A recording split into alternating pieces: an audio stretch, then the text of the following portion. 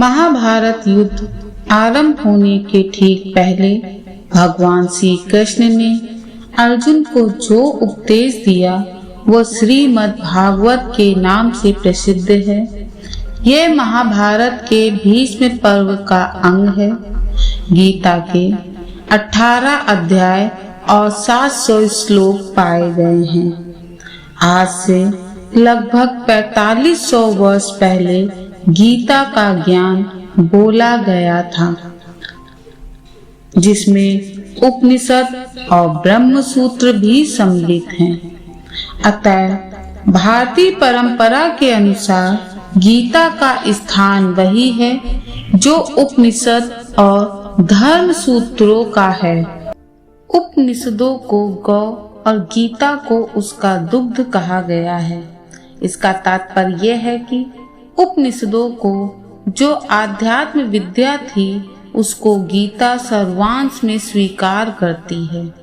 उपनिषदों की अनेक विद्याएं गीता में हैं, जैसे संसार के स्वरूप के संबंध में अस्वस्थ विद्या, अनादि अजन्मा ब्रह्म के विषय में अव्यय पुरुष विद्या, परा प्रकृति या जीव के विषय में अक्षर पुरुष विद्या और अपरा प्रकृति या भौतिक जगत के विषय में क्षर पुरुष विद्या।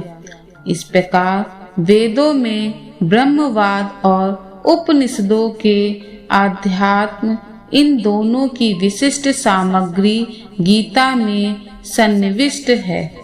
उसे ही पुष्पिका के शब्दों में ब्रह्म विद्या कहा जाता है।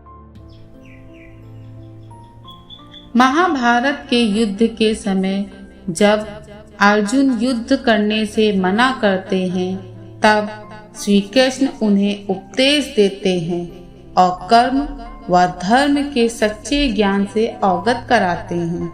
श्री कृष्ण के इन्हीं उपदेशों को भगवद गीता नामक ग्रंथ में संकलित किया गया है।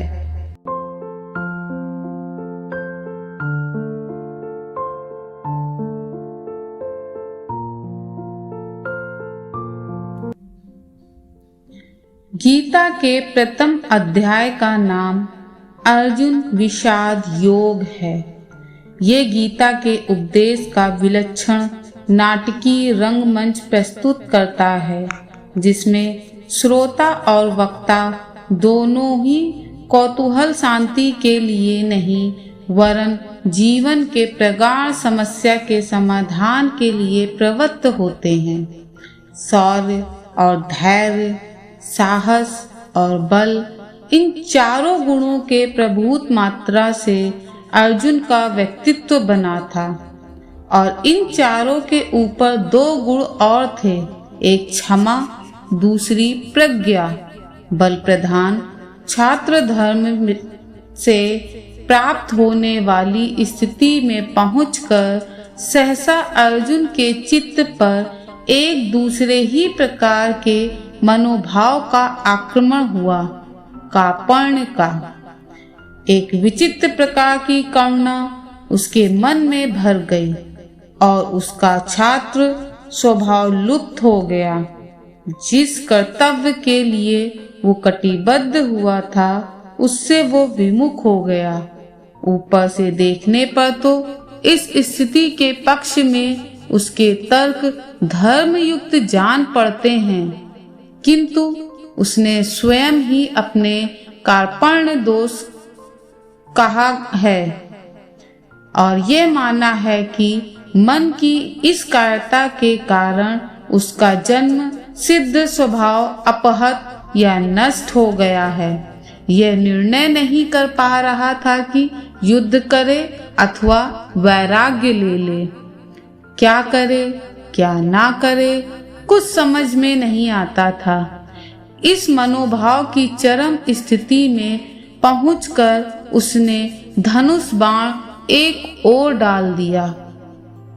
कृष्ण ने अर्जुन की वह स्थिति देख जान लिया कि अर्जुन का शरीर ठीक है, किंतु युद्ध आरंभ होने से पहले ही उस अद्भुत क्षत्रिय का मनोबल टूट चुका है। बिना मन के ये शरीर खड़ा नहीं रह सकता। अतः कृष्ण के सामने एक गुरु कर्तव्य आ गया।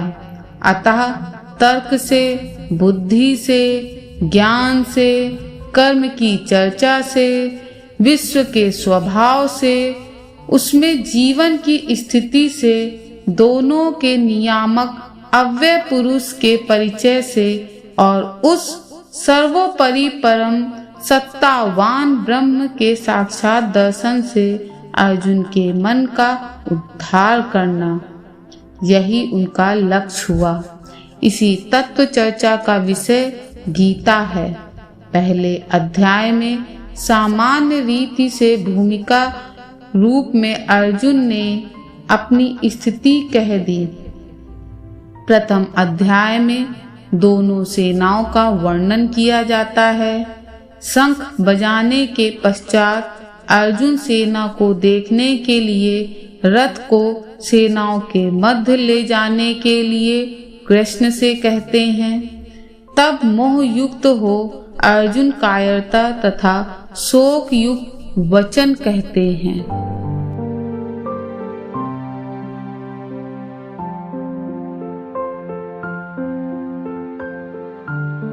नमस्कार दोस्तों, मैं हूं पूनम और मैं स्वागत करती हूं आप सबका मेरे चैनल मेरी आस्था में।